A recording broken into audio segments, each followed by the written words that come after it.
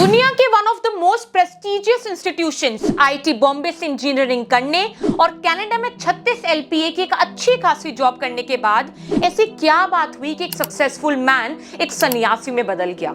ऐसी क्या मुश्किलें थी, ऐसी क्या मजबूरियां रही होंगी जिससे कि एक हंसता खेलता चेहरा एक सन्यासी की वेशभूषा में तब्दील हो गया?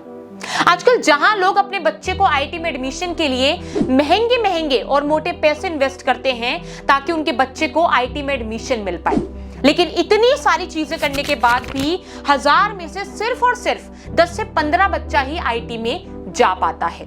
और पूरे इंडियन एजुकेशन के इंफ्रास्ट्रक्चर में केवल आईआईटी ही एक ऐसा इंस्टीट्यूट है जहां पर किसी बड़े बिजनेसमैन या फिर किसी नामचीन पॉलिटिशियन का बच्चा भी डायरेक्ट एडमिशन नहीं ले सकता है।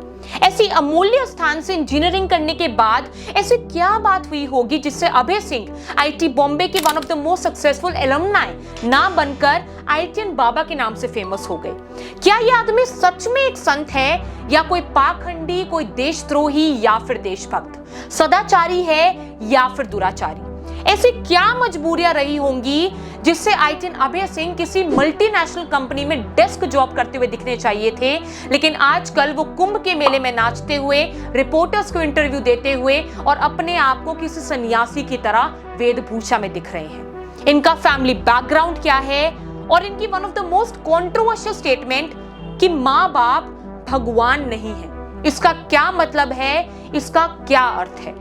नमस्कार दोस्तों, मैं गुंजन भंडारी आप सभी का स्वागत करती हूं हमारी नई वीडियो में, जिसमें हम इन सारी बातों को प्याज के छिलके की तरह एक एक लेयर खोलकर समझेंगे और जानेंगे the complete story of Abhay Singh, also known as the IITian बाबा।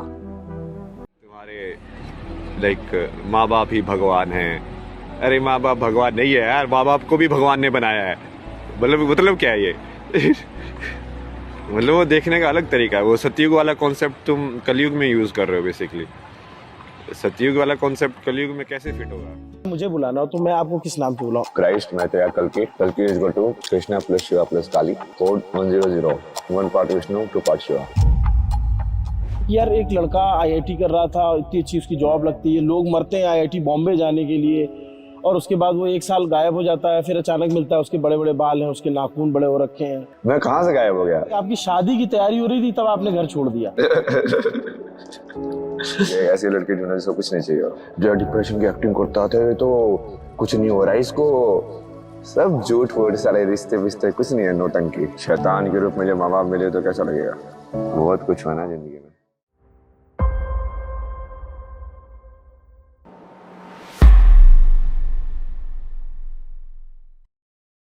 अभय सिंह हरियाणा के एक स्मॉल टाउन से बिलोंग करते हैं, जहां पर उन्होंने अपनी प्रारंभिक शिक्षा ग्रहण की।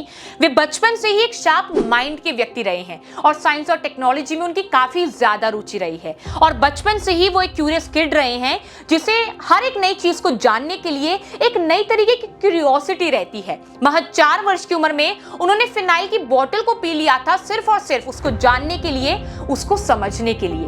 गया था मैंने, फिनाइल पी गया था मैं 4 साल की उम्र में। मैं 4th क्लास में। मतलब आमतौर पर जब किसी बच्चे का बचपन से ही ऐसा शार्प माइंड रहता है तो उस बच्चे के माता पिता को एक संतुष्टि रहती है कि हाँ, हमारा बच्चा लाइफ में कुछ ना कुछ तो हासिल जरूर कर लेगा। मतलब ऐसी सिचुएशन में हर एक माँ बाप को अपने बच्चे का सपोर्ट करना चाहिए, उसे ये बताना चाहिए, ऐसी सोच रखनी चाहिए कि हाँ बेटा, तुम्हें जो मन में आए अपने करियर में तुम वो चीज करो। पर अभय सिंह के माता पिता ऐसे थे ही नहीं। अभय के पिता का नाम करण सिंह गरेवाल है, जो पेशे से वकील हैं और ये हरियाणा के झज्जर से बिलोंग करते हैं। लेकिन शुरू से इनकी पॉलिटिक्स में इतनी ज्यादा रुचि रही है कि ना जाने कितने सारे पैसे ये एक पॉलिटिशियन बनने की वजह से अभी तक खर्च कर चुके हैं। और ये हमारे वर्ड्स नहीं हैं, अभी हम आपको स्क्रीन पर 2 क्लिप्स दिखाएंगे जो ये डिफाइन करता है कि एक्चुअल में अभय सिंह के माता पिता कैसे हैं। बात ये थी कि जो उसने फैसला ले लिया, अब 34 साल की उम्र है उसकी, आईआईटी वैसे कर रहा है वो, तो उसके ऊपर प्रेशर तो डाल नहीं सकते। और कौन माँ बाप चाहेगा कि भाई आपका बालक जो है वो बैरागी बने, जो एक ही लड़का हो। और तो देखो, क्या आप चाहते हैं कि वो वापस आ जाए फिर से? मैं तो चाहता हूँ कल ही आ जाए, और यदि कोई इस तरह के हालात हो तो मैं कोशिश तो करूंगा उससे मिलने की भी, ऐसी बात नहीं है। आपके पिताजी प्रधान रहे हैं? उसके इलेक्शन में पूरा अपना जिंदगी बर्बाद कर दिया। करण सिंह ग्रेवाल। पावर की डिजायर, राजनीति में बार बार ऐसा पहले बार बार वही पैसे खर्च करता है, ये सब करता है। मैं से पूछा ना तो माँ बाप इतने पैसे खर्च किया है जितना उन्होंने इलेक्शन में खर्च किया ना, वो पढ़ाई पे तो उसका एक तिहाई मतलब एक 100वां हिस्सा भी खर्च नहीं हुआ है। तो आपको भी तो पढ़ाया लिखा है उन्होंने, आपने आईआईटी की फीस? सब माफ होता था मेरा, फर्स्ट सेकंड आता था स्कूल में, वैसे फीस माफ हो जाती थी। हुआ क्या था, क्यों ऐसा? नहीं, जैसे चीजें तो मैंने बहुत बताई ना, जैसे अपनी माँ की साइड तो मैंने फिल्म भी देखी होगी आपने, वही सवाल बनाई हुई है मैंने, वो पूरा उसके ऊपर ही है, डोमेस्टिक वायलेंस के ऊपर। आप जिस पिताश्री को पिताश्री बोलते हैं ना, वो उस माँ को ना वो गोला लाठी बोलते हैं, क्योंकि एक तरीके से ऐसे पैर वैर को अरेंज करके उसको बांध के लाठी को बीच में डाल के तब मारते थे। आपने तो देखा ही नहीं ना, आप तो उनके वो क्रोकोडाइल वाले आंसू के ऊपर बह गए। माँ भी है ना, तभी तो मेन चीज तो उनकी थी। जब मैं दिल्ली में भी रुका तो मैंने उनको भी बोला था, जब वो घर छोड़ के भागे थे, मैंने बोला कि ओ भगवान ने मजा कर दिया भाई, ये इसको आपको छोड़ के जाने की जरूरत ही नहीं थी, वो खुद ही छोड़ के चला गया।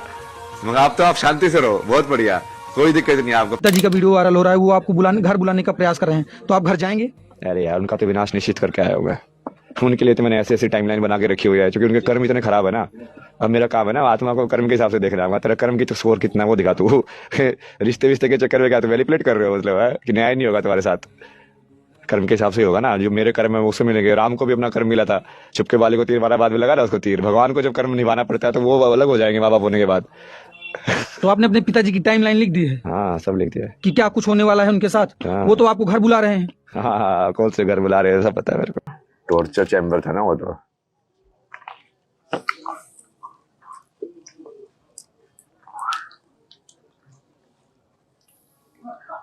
शैतान के रूप में जब माँ बाप मिले तो कैसा लगेगा? दोस्तों, ये सारी क्लिप्स देखने के बाद हमें क्लियर होता है कि जो दिखता है वो होता नहीं है। अक्सर में ह्यूमन उन सारी बातों को इन जनरल या फिर सच बना लेते हैं जो वर्षों से चली आ रही हैं। माँ बाप तो अपने बच्चों का कभी बुरा सोच ही नहीं सकते हैं। वो अपने बच्चे को मारते पीटते या समझाते जरूर हैं ताकि वे जिंदगी में एक अच्छा इंसान बन पाए। सूर्यवंशम मूवी का आप एक डायलॉग सुनिए जो इस बात को अच्छे से शोकेस करता है। कहते हैं कि जिस पत्थर को छैनी और हथौड़ी की मार से दर्द हो वो कभी मूर्त नहीं बन सकती। जो खेत हल चलाने से दुखी हो वो अनाज कभी पैदा नहीं कर सकता। मां बाप की डांट, छैनी, हथौड़ी, हल जैसे जरूर है, मगर ये डांट ही हमें शिक्षित करती है, यही हमें प्रेरणा देती है।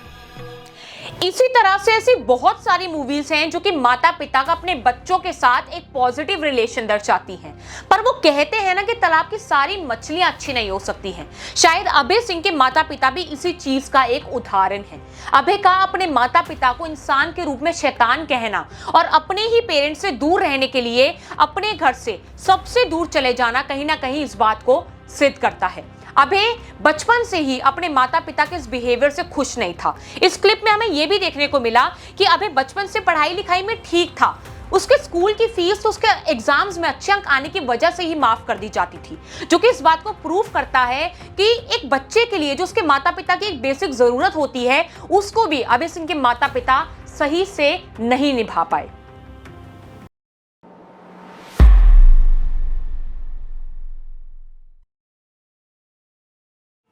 दोस्तों, अब अभय सिंह की one of the most controversial statement के बारे में बात करते हैं, जिसे सुनकर बहुत सारे लोगों के अजीबोगरीब और मिक्स रिएक्शन आए।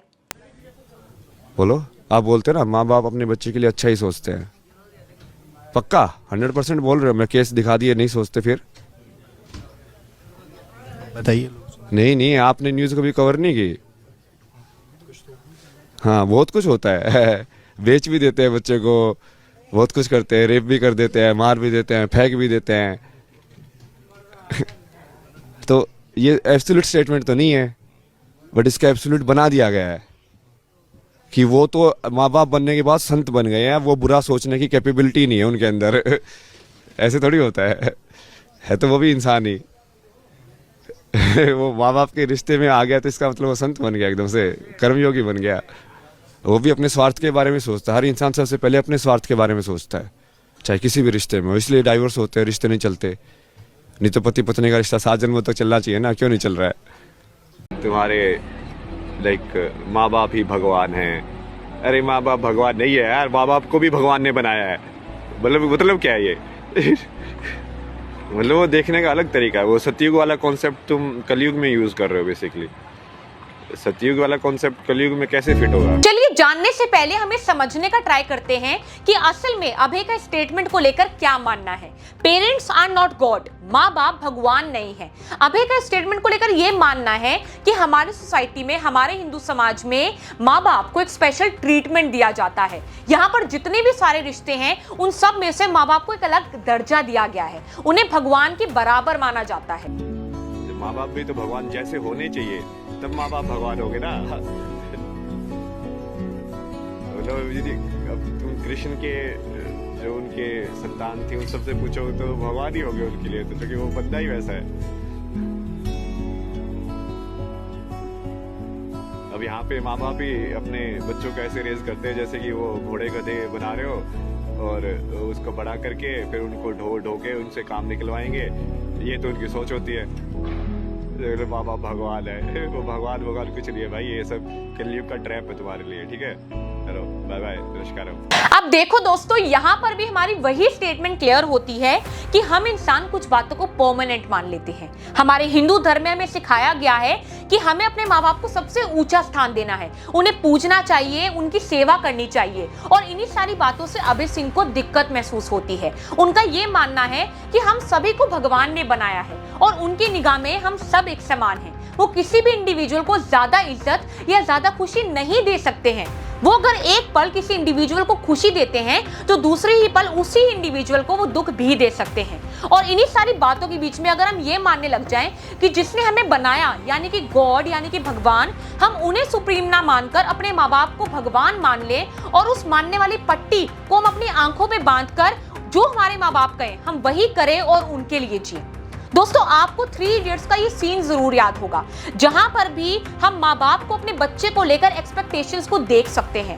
एक तरफ बच्चे ने दुनिया में कदम रखा ही है कि दूसरी तरफ उसके माँ बाप को उसको लेकर जितनी एक्सपेक्टेशंस हैं और वो चाहते हैं कि उनका बच्चा किसी स्लेव की तरह उनके अकॉर्डिंग जो वो बोल रहे हैं वैसा काम करे। मेरा बेटा इंजीनियर बनेगा। Farhan Qureshi BTech engineer. And my fate was sealed. मैं क्या बनना चाहता था साला किसी ने पूछा तक नहीं।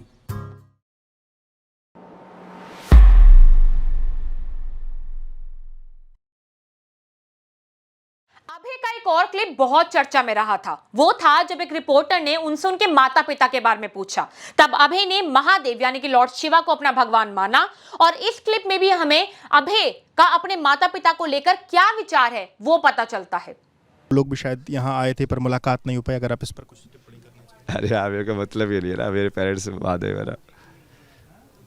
यार आप ये सब बकवास वाली बातें क्यों करते हो? मतलब मेरे को समझ में नहीं आता। मेरे माँ बाप महादेव हैं। और जो घर बुला रहे हैं आपके पिता, जिनकी वजह से आप दुनिया में हैं आज, जो उनकी वजह से दुनिया में हुए हैं। हम भी हैं, आप भी। नहीं, किसकी वजह से दुनिया में हो तुम? अपने माता पिता की वजह से, क्योंकि एक माँ जो होती है वो अपने बच्चों को 9 महीने गर्भ में धारण करके माँ को किसने बनाया? शायद वो ईश्वर का रूप है। नहीं, अच्छा वो टपक गई। Hello, Namaskaram. So in this reel we will discuss a very interesting questions. Maybe we will do some questions like this in future reels also. So like, who is bigger, mother or God? See, it's a stupid question. What is God?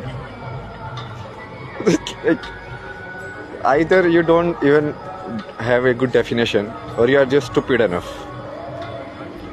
If God is the only truth, if God is the singularity, like what is even, like this question is not even valid. Like you are comparing infinity to finity. It's like comparing, the 70 is bigger or infinity is bigger. Like, wow, how stupid can you get? Like or you're saying like parents are bigger or God is bigger. Like obviously God is bigger. What do you mean? Like The truth will win, no? Who created parents? Who created mother? Like, it doesn't need to be like a male god, no, I'm not saying that. Point is like the truth, the Shunya, the Shiva, the consciousness. Now, if the same consciousness comes in a male body and becomes a father, then will it become smaller? Huh? Now the god is smaller, bigger than the father, but smaller than the mother. See all of these stupid questions. Obviously, God is always bigger. Bye bye.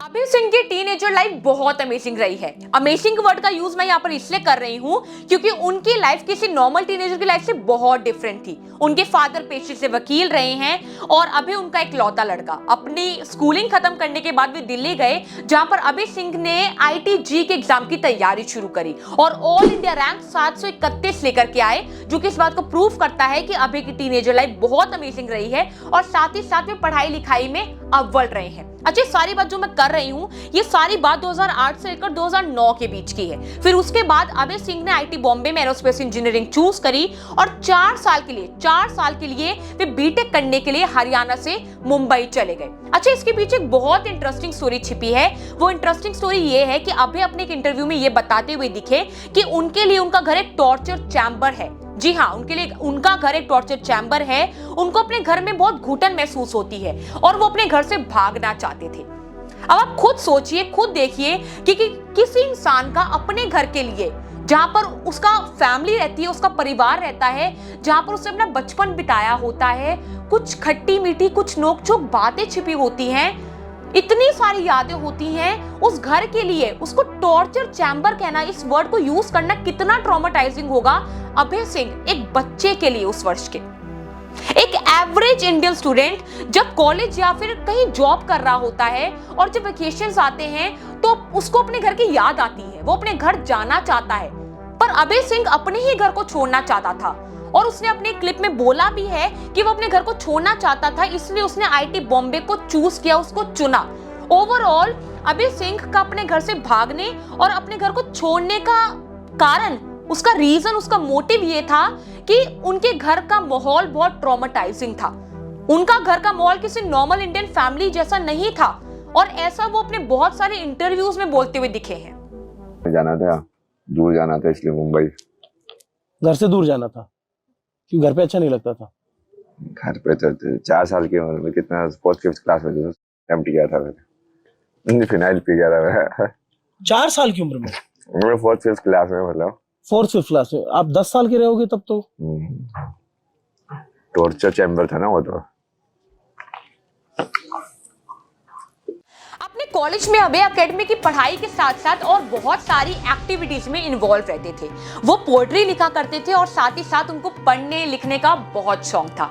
उन्होंने अपने college में बहुत सारे place को लिखा है और साथ ही साथ उनको डायरेक्ट भी किया है। अगर आप अभय सिंह की इंस्टाग्राम प्रोफाइल पर जाते हैं तो आपको ऐसी बहुत सारी पेंटिंग्स मिलेगी जो उनकी क्रिएटिविटी को दर्शाती हैं और साथ ही साथ वो पेंटिंग्स आपको अचंभित महसूस कराएंगी और सरप्राइज भी कराएंगी। कहीं ना कहीं ऐसा लगता है कि उनकी पेंटिंग्स के द्वारा वो कुछ सच्चाई समाज के सामने रखना चाहते हैं, वो कुछ समाज को बताना चाहते हैं, कुछ दिखाना चाहते हैं, कुछ सिखाना चाहते हैं। बहरहाल कहानी आगे बढ़ती है और 2013 में उन्होंने अपनी ग्रेजुएशन कंप्लीट करी, जिसके बाद उनके दोस्त पैसे के पीछे भागने लगे। उनके बहुत सारे दोस्त प्लेसमेंट लेकर जॉब के लिए इधर उधर भागने लगे, लेकिन अभय कभी पैसे के पीछे था ही नहीं। उनको दुनिया की सच्चाई जाननी थी। सच क्या है, इस सवाल का जवाब उन्हें चाहिए था। अपना कॉलेज खत्म करने के बाद उन्होंने फिजिक्स की एक कोचिंग को ज्वाइन करा, जहां पर उन्होंने बच्चों को फिजिक्स पढ़ाना शुरू किया। उसके बाद उन्होंने 2 साल का मास्टर ऑफ डिजाइन कोर्स किया। उनको फोटोग्राफी में बहुत रुचि थी, उनको फोटोग्राफी बहुत पसंद थी और अगर आप उनकी इंस्टाग्राम प्रोफाइल पर जाते हैं तो आपको ऐसी बहुत सारी पोस्ट मिलेंगी जो कहीं ना कहीं उनकी क्रिएटिविटी का एक एग्जाम्पल है।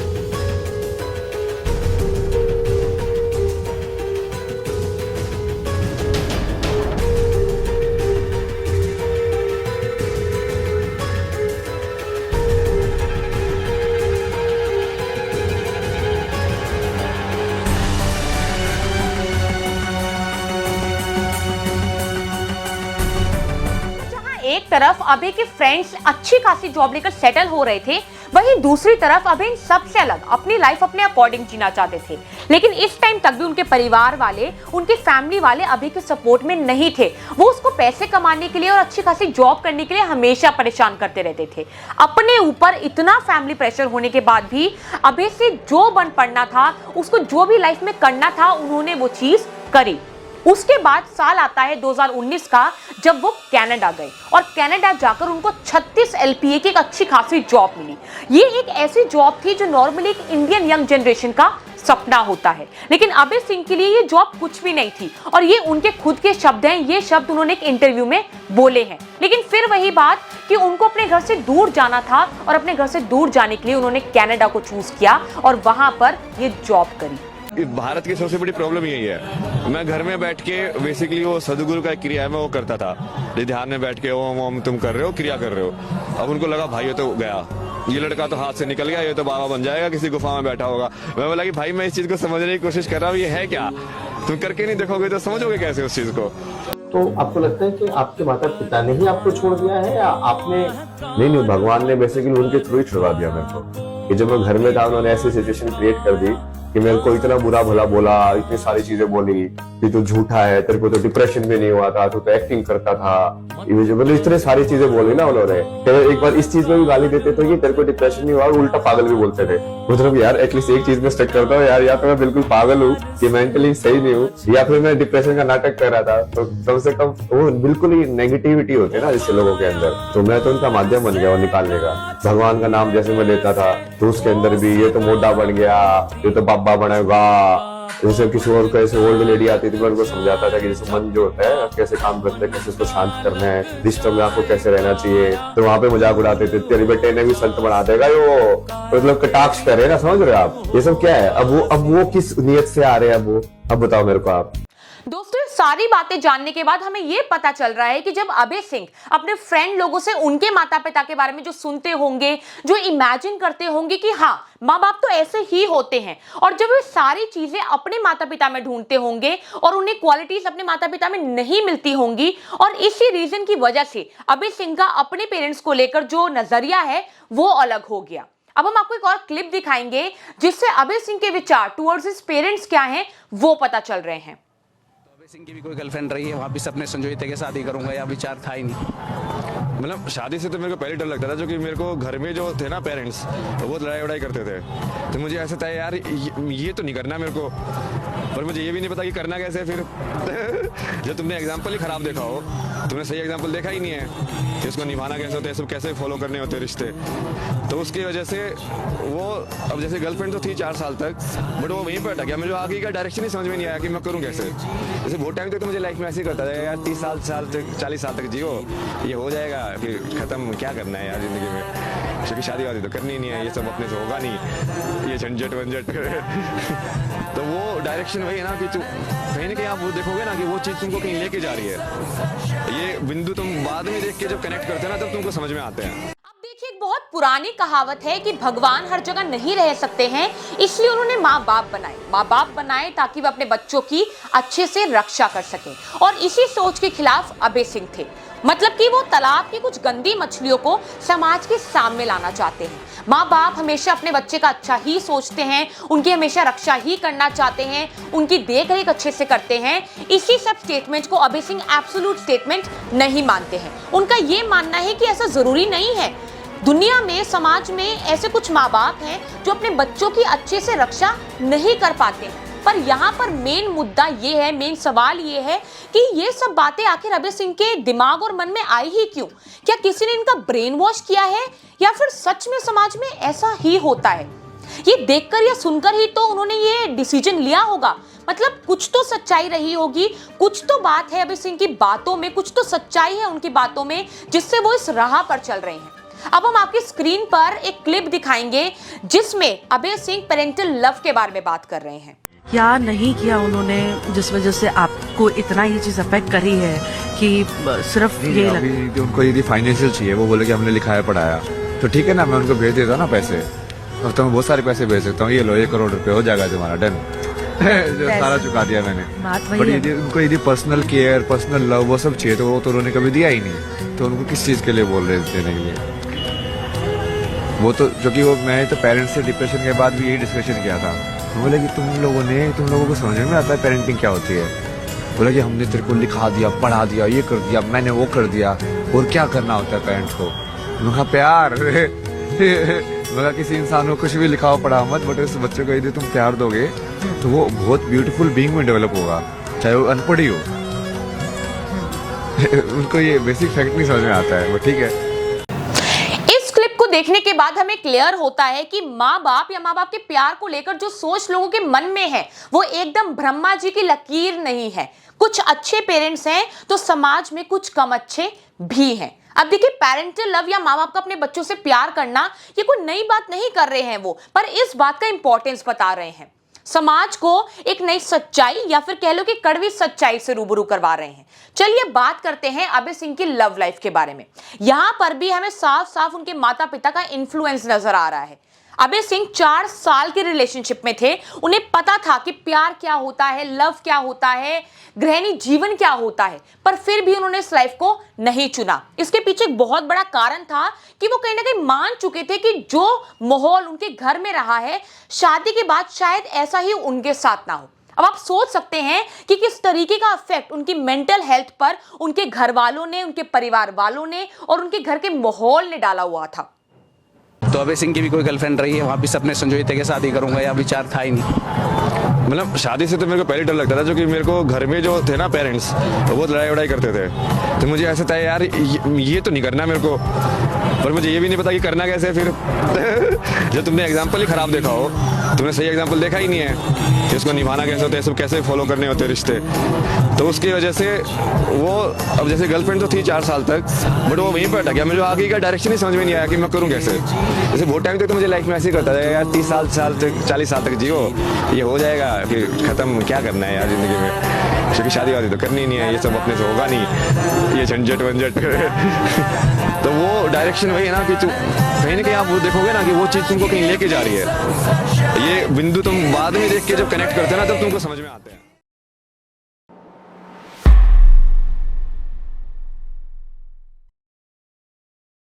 चलिए वीडियो के सेक्शन में हम अभय सिंह की ट्रांसफॉर्मेशन के बारे में बात करते हैं कि कैसे वो एक नॉर्मल इंडियन यूथ से एक गौरी या फिर बाबा में ट्रांसफॉर्म हुए। अब देखिए, अभी तक हमें ये तो क्लियर हो चुका है कि जब अभय सिंह ने अपने स्पिरिचुअल बाबा की जर्नी की स्टार्टिंग करी होगी तब ऑफ कोर्स ही उनके माँ बाप ने उनका साथ नहीं ही दिया होगा। पर हम इस वीडियो के द्वारा अभय सिंह की इंस्टाग्राम प्रोफाइल को देखकर और उनके इंस्टाग्राम पोस्ट को देखकर उनके ट्रांसफॉर्मेशन को समझने का ट्राई करेंगे। अगर आप उनके इंस्टाग्राम प्रोफाइल पर जाते हैं और उनकी इंस्टाग्राम पोस्ट को देखते हैं, चाहे वो पेंटिंग हो, कोट्स हो, मैसेजेस हो, फोटोज हो, तो वो कहीं ना कहीं अपने आप में ही एक मिस्ट्री है। ये उनकी सबसे पहली फोटो है उनकी इंस्टाग्राम प्रोफाइल पर, जो कि उनके हॉस्टल की कॉरिडोर की है।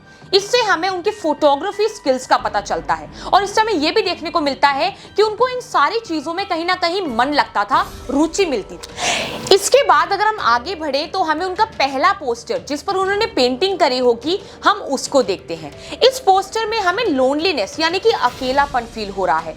ये लग रहा है कि मानो जैसे कोई इंसान कहीं पर जबरदस्ती फंस गया है और वो वहां से बाहर निकलने का ट्राई कर रहा है, वो कुछ और करना चाहता है। और ऐसे बहुत सारी पेंटिंग्स हैं जो बहुत ही अच्छी और बहुत ही क्रिएटिव और एक्सप्रेसिव हैं। थोड़ी और पोस्ट को अगर हम देखें तो हमें उन पोस्ट से उनकी फोटोग्राफी स्किल्स को समझने में मदद मिल रही है। उन्हें हर एक नेचर के मोमेंट को कैप्चर करना, उन्हें अपनी यादों में समेट कर रखना और उन्हें समझना बहुत अच्छा लग रहा होगा। और ये रहा उनका एक पोर्ट्रेट। बहरहाल समय आगे बीतता गया और अभी अपने इंस्टाग्राम पर द ट्रुथ सीरीज के नाम से एक सीरीज लेकर के आए, जहां पर जब भी वो कुछ नया सीखते थे, कुछ नया जानते थे, तो वो उस चीज को एक्सप्रेस करते थे। इसी तरीके से उन्होंने अपने इंस्टाग्राम पर बहुत सारी क्लिप्स को पोस्ट किया। उन्होंने सीरीज को सीजन में डिवाइड कर दिया था और हर बार जब भी वो कुछ नया सीखते थे या कुछ नया प्रश्न उनके मन में या दिमाग में उत्पन्न होता था, तो वो उस क्वेश्चन को, उस चीज को, उस बात को लोगों के साथ शेयर करते थे।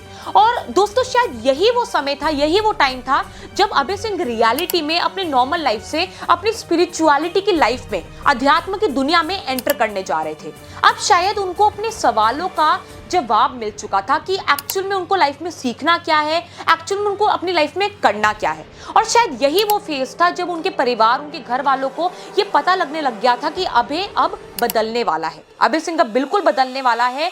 और इस बदलाव को, इस चेंज को, इस स्पिरिचुअलिटी की जर्नी को उनके परिवार वालों ने पागलपन का नाम दे दिया था। और ये वर्ड्स अभय सिंह के खुद के हैं। भारत की सबसे बड़ी प्रॉब्लम यही है। मैं घर में बैठ के बेसिकली वो सदगुरु का क्रिया है, मैं वो करता था, ध्यान में बैठ के ओम ओम तुम कर रहे हो, क्रिया कर रहे हो। अब उनको लगा भाई ये तो गया, ये लड़का तो हाथ से निकल गया, ये तो बाबा बन जाएगा, किसी गुफा में बैठा होगा। मैं बोला कि भाई मैं इस चीज को समझने की कोशिश कर रहा हूँ, ये है क्या, तुम करके नहीं देखोगे तो समझोगे कैसे उस चीज को। ये अघोरी बाबा थे, उनसे ये सब सीखा, तंत्र वगैरह सीखा थोड़ा, फिर दूसरे वाले बाबा से, सब अलग अलग चीजों को जानते हैं ना। और तुमको सारी चीजें सीखनी है मान लो, तो ये कैसे सिखाएगा। जैसे प्रेमानंद जी और भक्ति के बहुत बढ़िया हैं, तुमसे देखो भक्ति फिर आता है, ये है भक्ति। और दूसरे वाले टेक्निक है, जैसे वो सदगुरु उस मामले में बहुत बढ़िया है, एनर्जी वाली टेक्निक्स, ये सब कॉन्सेक्रेशन, ये सब यंत्र कैसे बनाते हैं, ये सब कैसे करते हैं। अब तो जिस इंसान का स्पेशलाइजेशन है, वो केमिस्ट्री प्रोफेसर से केमिस्ट्री पढ़ने जाओगे ना, अब मान लीजिए जिसको सब कुछ पढ़ना है, तब उसको तो अलग अलग जाना ही पड़ेगा। कनाडा में काम करके आया ना मैं 3 साल। अच्छा। तो पश्चिमी वही है ना, मैंने देख लिया ना, जिस चीज लोग भागते हैं कि हम बाहर जाएंगे, पश्चिमी सभ्यता में ऐसे जिएंगे, मैंने जी के देख लिया, मैं कहा कुछ नहीं है इसमें। और इसी तरह से वो फाइनली अपने सच की तलाश में अपने आप को एक बाबा या फिर अघोरी में ट्रांसफॉर्म कर लेते हैं। दुनिया की मोह माया से दूर, जहां पर ना उनको किसी का गुलाम बनना पड़े, ना किसी के लिए कोई काम करना पड़े, ना किसी को दुख पहुंचाना पड़े, ना किसी से कुछ एक्सपेक्ट करना पड़े, ना किसी पर अपना प्यार बरसाना पड़े, ना अपने माता पिता के लिए जीना पड़े, और ना ही अपने माता पिता की बातों को मानना पड़े। उन्होंने अपना रास्ता खुद चुना और खुद उस रास्ते को छोड़ दिया, जिस पर कम से कम लगभग वो 20 से 25 वर्षों तक लगातार चले हैं।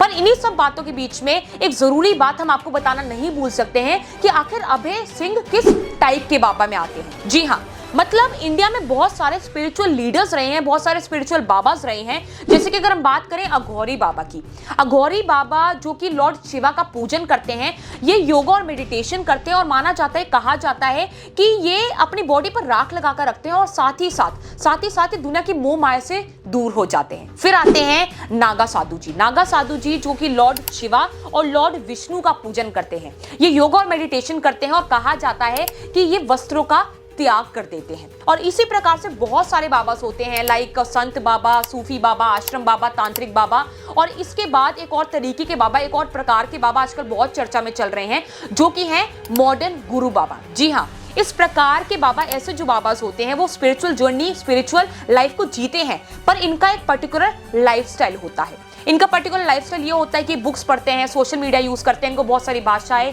पता होती हैं, उससे आज्ञात होते हैं, और ये मॉडर्न गैजेट्स और टूल्स का इस्तेमाल करते हैं। और साथ ही साथ इनकी जो फॉलोइंग होती है, जो इनके फॉलोअर्स होते हैं, वो पूरे देश भर, पूरे दुनिया भर में फैले होते हैं। जैसे कि फॉर एग्जाम्पल हम सदगुरु बाबा जी को ले लेते हैं। लेकिन यहाँ पर ये बात हम नहीं भूल सकते कि इन सारे स्पिरिचुअल बाबाज, इन सारे स्पिरिचुअल लीडर्स का मोटिव एक ही होता है, वो होता है कि ये संस्कारिक सुख को त्याग चुके होते हैं और एक संत का जीवन जी रहे होते हैं।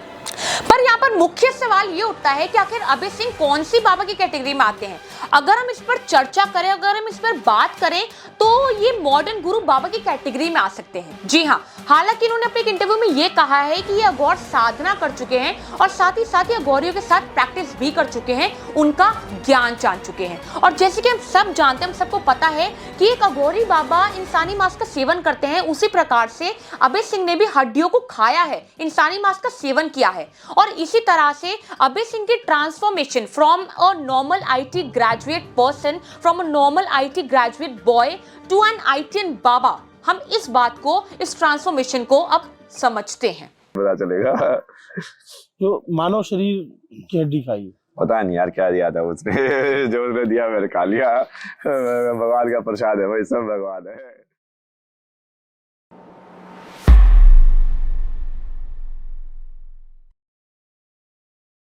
अब देखिए, इंटरनेट पर जब से ITN बाबा वायरल होने शुरू हुए हैं, तब से लोगों ने इन्हें सुना, इन्हें समझने का ट्राई किया और इनकी स्टोरी को जानना चाहा। और उसके बाद काफी लोगों के कुछ मिक्स रिएक्शन आए। उसमें से कुछ लोगों का यह मानना है कि अभय सिंह डिप्रेस्ड हैं, उनको उनकी फैमिली के द्वारा टॉर्चर किया गया है। माता पिता की जो एक बेसिक जरूरत होती है कि वो अपने बच्चे की मन की बात को सुने और उसको समझे, उनके माता पिता ने शायद उसी बेसिक जरूरत को अच्छे से नहीं निभाया है, नहीं पूरा किया है।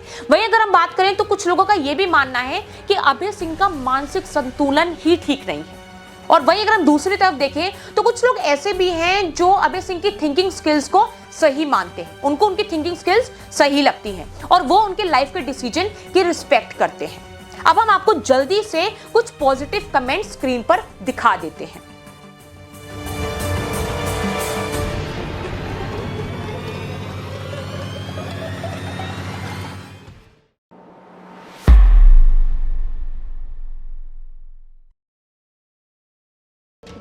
इस वीडियो के एंडिंग पर पहुंच चुके हैं और इन सारी चीजों का, इन सारी बातों का हमारी लाइफ पर क्या फर्क, क्या इफेक्ट पड़ना चाहिए और हमें किस साइड पर होना चाहिए, ये अब हमें ही डिसाइड करना है। और जब बात ह्यूमन के डिसाइड करने पे आती है तो वो डिसीजन बिल्कुल भी सरल नहीं होता है। लेकिन इन सारी बातों के बीच में हम ये नहीं भूल सकते हैं कि अभय सिंह की लाइफ बिल्कुल भी फेक नहीं रही है। अगर वो इंसान चाहता तो एक बहुत अच्छी खासी लाइफ जी सकता था, वो जो चाहे वो खरीद सकता था और अपनी सारी इच्छाओं को पूरा कर सकता था। लेकिन उस इंसान ने, उस व्यक्ति ने इन सारी चीजों को छोड़कर, सारी मोह माया को छोड़कर स्पिरिचुअलिटी को चुना, उस राह को चुना जहां पैसा, फेम और ह्यूमन रिलेशन, इनके बीच का इमोशन उनका कुछ भी नहीं बिगाड़ सकता है। आजकल जहां लोग स्पिरिचुअलिटी से रातों रात अमीर बन रहे हैं, अपने आप को वैराग्य या फिर मोह माया से कट हो जाने वाले व्यक्ति बता रहे हैं, वहीं दूसरी तरफ 2-3 लाख की मटेरियलिस्टिक चीजों से अपनी शोहरत का आनंद लेते हैं। कम से कम अभय सिंह जैसे संत बाबा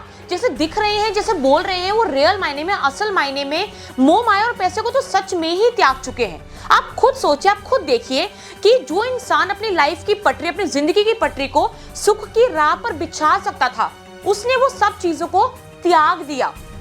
लेकिन इसका मतलब ये नहीं है कि अभय सिंह अपनी इस लाइफ से दुखी है, वो खुश है अपनी इस लाइफ से, उनको अच्छा लगता है, उनको पसंद है इस तरीके से जीना। तो दोस्तों, ये था पूरा वीडियो अभय सिंह के लाइफ और उनके ITN बाबा बनने के जर्नी के बारे में। अगर आपने वीडियो यहाँ तक कंप्लीट देखा है तो अब लास्ट में केवल और केवल ये मैटर करता है कि आपका ओपिनियन क्या है, आप क्या सोचते हैं अभय सिंह की लाइफ के बारे में। कमेंट सेक्शन आपके विचारों के लिए हमेशा खुला है, तो जाइए और जाकर अपने विचार वहां पर लिखें। और आपको ये पूरा वीडियो कैसा लगा, अच्छा लगा, बुरा लगा, जैसा भी लगा है, आपके फीडबैक के लिए हमारा कमेंट सेक्शन हमेशा ओपन है और हमेशा खुला ही रहेगा। अगर आपको ये वीडियो अच्छा लगा या आप चाहते हैं कि आपके दोस्त लोग इस वीडियो को देखें, तो आप अपने फैमिली और दोस्तों के साथ इस वीडियो को जमकर शेयर करें।